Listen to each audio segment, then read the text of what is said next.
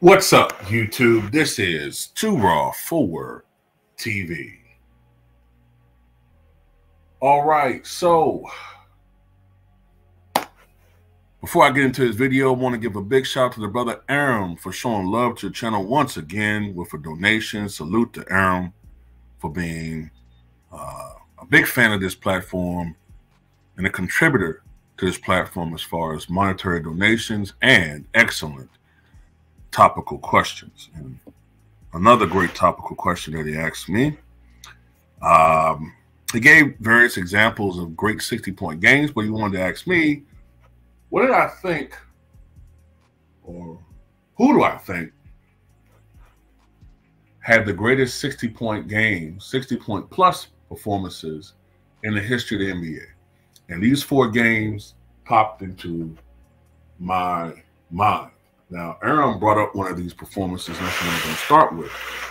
And that's Pete Maravich going off for 68 points against the New York Knicks, or as they were called back then, the New York Knickerbockers. I believe the date was February 25th, 1977.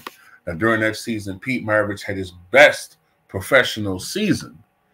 He appeared in, I think, 73 games. I think it was, if memory serves me correctly. You can fact check me on that. I believe it was 73 games during the 76-77 season. He averaged 31.1 points per game, winning his only NBA scoring title.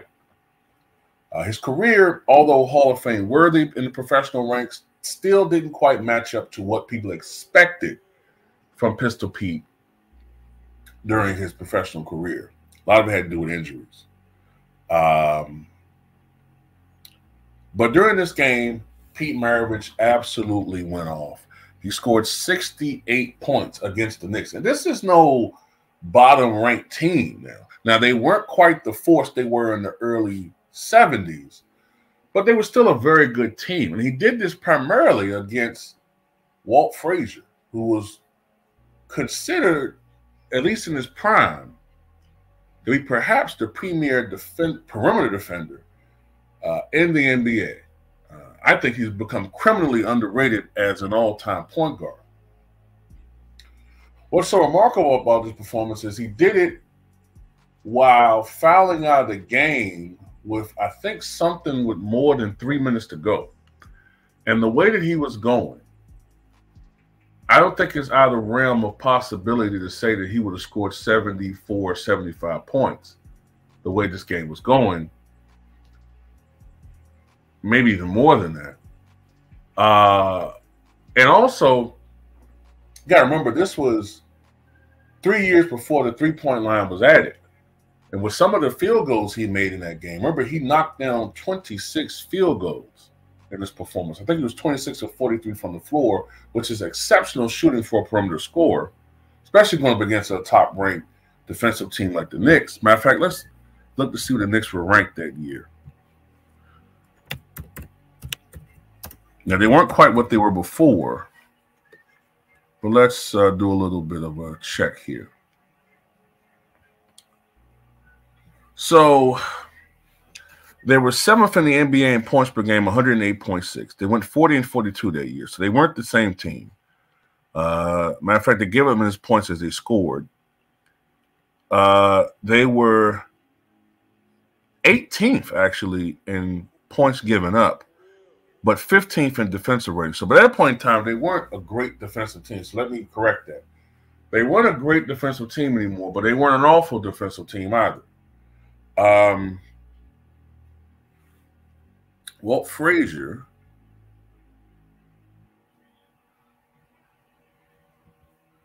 that year averaged 17.4 points, 3.9 rebounds, 5.3 assists, 1.7 steals.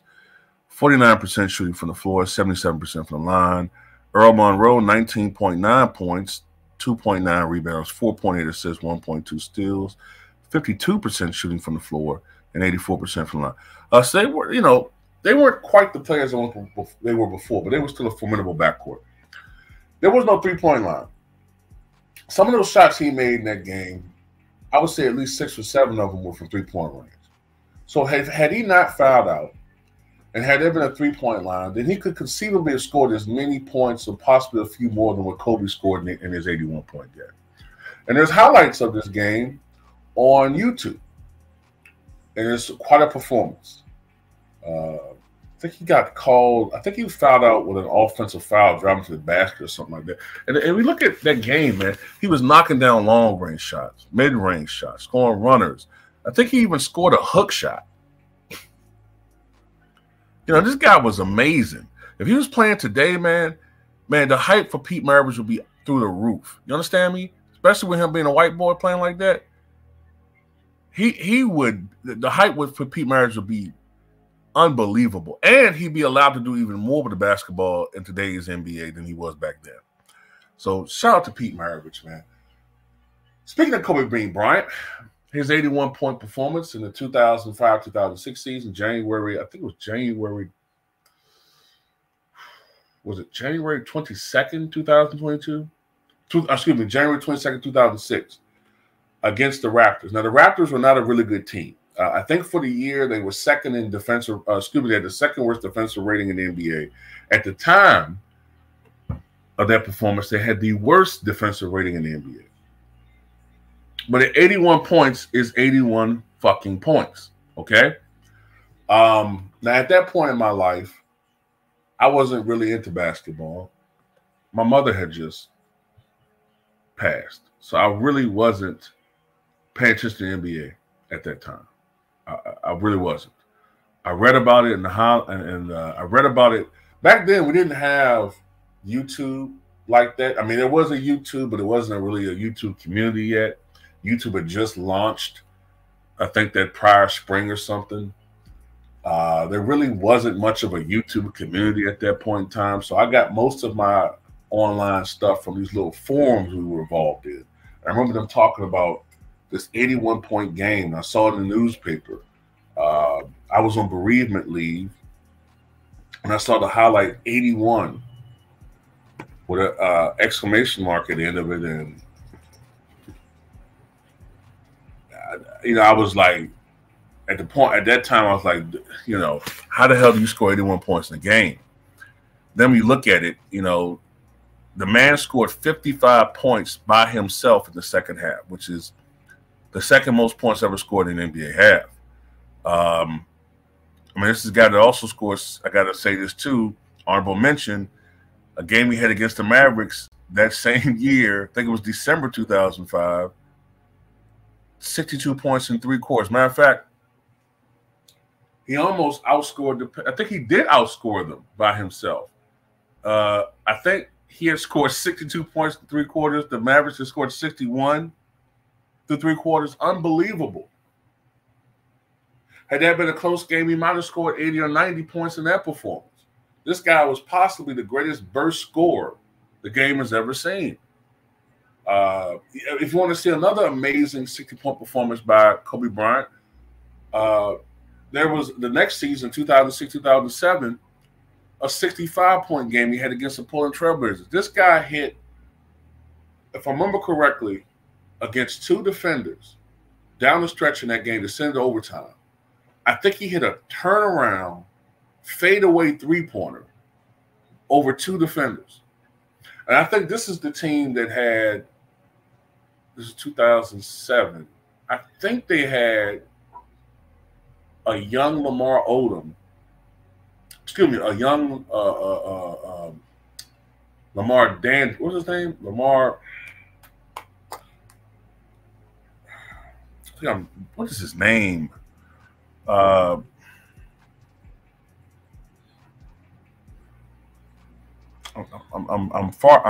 having a brain fart with his name. I know his name, but it's coming out wrong. Brandon Roy and LaMarcus Aldridge. LaMarcus Aldridge, wasn't it? Yeah, LaMarcus Aldridge. That's what it was. I don't know why. In my brain, I'm thinking LaMarcus Aldridge, Bob Dandridge. So I'm putting it all together. But yeah, man, that was another great performance. But Kobe just had these phenomenal performances. But 81-point game, the 62-point 3 quarters against the Mavericks.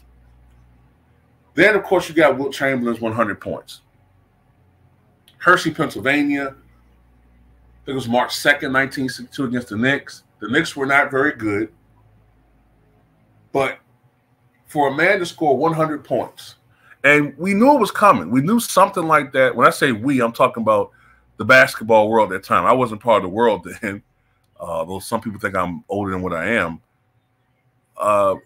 You could sense this game was coming. And for all the people that says cap about Wilt having 100 points, keep in mind this man had already scored 73, and I think he had 2 73-point performances before that, and a 78-point game earlier that same year. So this is a man that was capable of putting up a lot of points. And when you got a guy who got the green light to take 40 shots a night, and he's a big man, and he goes up against a team like the Knicks, and don't forget, it was the coach's idea for Wilt to shoot the ball that much. Wilt sometimes was embarrassed to be shooting that much. And also don't forget the point guard was egging on Wilt to go for 100 points, which he did. The Knicks were trying like crazy to stop him, but he did. If the Knicks hadn't been so resistant toward Wilt, and if he was just stat padding, hell, he may have scored 120 points. Remember, at one point, he was 24-36 from the floor. But he wound up going 12 for 27 the rest of the way because the Knicks' defensive pressure was making it harder for him. But the team wanted him to go for 100 points. But that was a remarkable superhuman performance. Don't forget, he also had 25 rebounds in that performance. Truly, truly great game. But I think the greatest 60-point performance is Michael Jordan's 63 against the Boston Celtics. When you look at the fact that that season, he got hurt. The sophomore jinx struck with, I think, 3 games into the NBA season. He gets hurt, breaks his foot. Now, for those of you who don't know anything about anatomy, the foot does not have the same blood supply as other areas of your body, so it takes longer for a broken bone to heal in your foot. Plus, with basketball, there's so much pounding and running, so you're always afraid that if this guy hadn't healed correctly, that bone might break again. So the Bulls were having a tug and war with Michael about whether he should even come back at all. I think they were thinking about maybe just throwing the season and maybe trying to, lose purposely and maybe get a higher draft. And Michael was like, the hell with that. I want to win. I want to take this team to the postseason.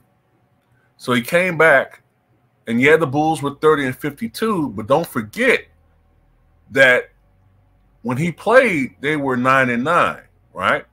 But in the games that he missed, the Bulls were 21-43. So they barely eked into the playoffs. And he does it against perhaps the greatest overall team in NBA history, the 86 Celtics that won 67 games, the mighty Celtics, the greatest front court ever in Bird, McHale, and Parrish, a very deep roster. The players that even will come off the bench, some of them were former collegiate stars. Some of those guys, yeah, you might call them bums now, but Danny Ainge was an all-star in '88, right? Dennis Johnson, now he didn't come off the bench, he was starting, but Danny Ainge was an all-star in '88. Dennis Johnson was a former all-star. Bill Walton, the former MVP of the NBA in 1978, won a championship for Portland, the only championship. He's coming off the bench. These guys got some great scorers and great hustle guys and great high IQ. That might have been the highest basketball IQ team ever. And Jordan was carrying his team in this series. Yeah, they got swept. But he almost single-handedly defeated the Celtics in that game too. He goes off for 49 points in game 1. And we're amazed by that performance. So, damn, you can't play any better than that. Bullshit. He comes out in game 2 and puts on a legendary all-time performance, and a star was born. He was already a star. He was already a rising star in the NBA. That put him on a legendary status to where we knew what he became. So to me, that's the greatest 60-plus point performance ever. There's some other games you can mention. Well, I don't know about David Robinson 71. That was a kind of throwaway game. But, you know, you have David Thompson's 73-point performance. Last game of the regular season, 77-78 season. Him and George Gervin going for the scoring title. Gervin later gets 63. But David Thompson scored 73. I think it was against the Pistons. He scored 53 of those 73 in the first half. You have another great 60-point performance. You have Rick Barry going off for 64. I can't remember who the opponent was, but I think it was in 1974. He goes 30 of 45 from the floor. And remember, Barry was more of a jump shooter. So he's nailing jump shots. Matter of fact, he's the only player outside of Wilt Chamberlain to nail 30 field goals in a single game. Only goes to the line 4 or 5 times that night. If you got the superstar treatment that the players get today, you know, he might have scored 70-something or more points, right? Let me say this, too. I don't really have a lot of respect for these guys. Well, maybe I shouldn't put it like that. I don't have the same respect for guys who go off for 60 points now because of the way the game is played. It's so offensively friendly. The 3-ball is so overutilized today.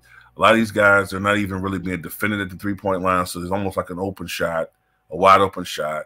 I'm not saying there's no pressure to knock it down, but it's an open shot. The defense isn't the same. Superstar calls. Sometimes these dudes get, 20 free throws and they're jump shooters.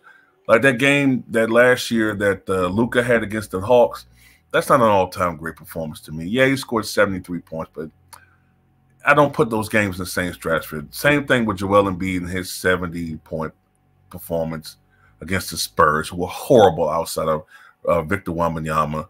Even, as much as I love Giannis, 64 points against the Pacers, I don't put that in the same level as these other guys. This is a weak sauce era. But anyway, these are some of the greatest 60-point performances that I can think of. There's some other ones out there as well. There's some other ones. Put it in perspective. Wilt Chamberlain had 32 60-point games. Elgin Baylor, 61 points against the Boston Celtics in 1962 NBA Finals. That's another one. But tell me what you guys think.